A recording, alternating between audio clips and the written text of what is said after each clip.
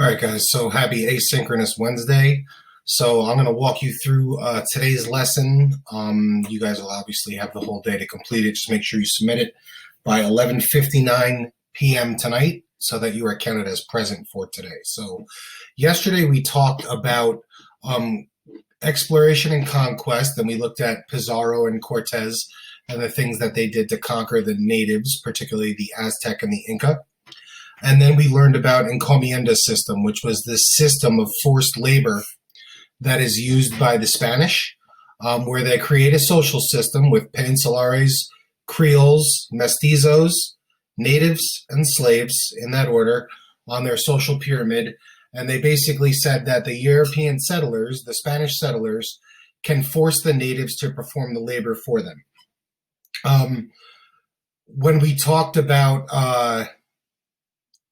when we talked about what the impacts of that were, we mentioned diseases. So that's going to be part of our discussion today. But what we're talking about is what's called the Columbian Exchange. And this is a particular type of cultural diffusion that has taken place in the past. And in particular, the Columbian Exchange refers to the cultural diffusion between the natives of the Americas and Europeans that are kind of participating in this encomienda system.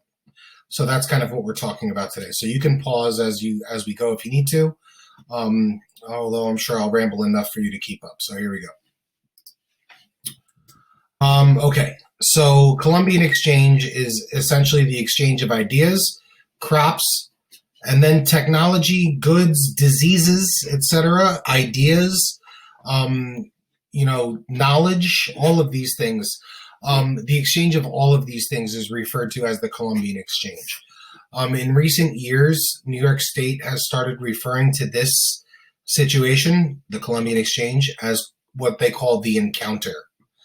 So if you see them refer to the encounter or the Columbian Exchange, they're talking about the same thing. So just be aware of that. You'll see either term, but they both refer to the same circumstance. Okay, the Columbian Exchange has both positive and negative outcomes for Europeans and natives.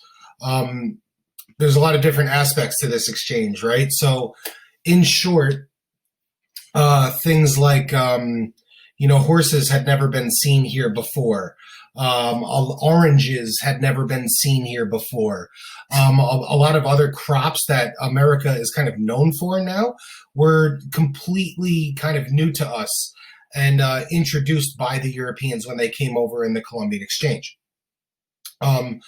Conversely, things like corn, potatoes, all of that is introduced from the natives to the Europeans. So there's an exchange of knowledge and exchange of kind of cash crops.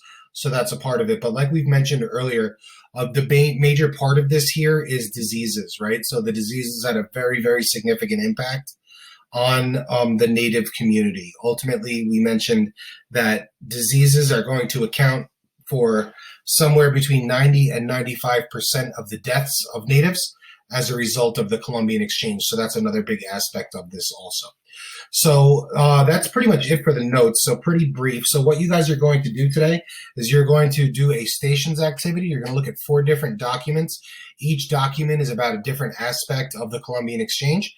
And you are going to answer the questions for each document appropriately and make sure you submit it by the end of the day, 11:59. So to be marked present. So I have office hours. You can check the stream page of our Google Classroom for the link if you need it.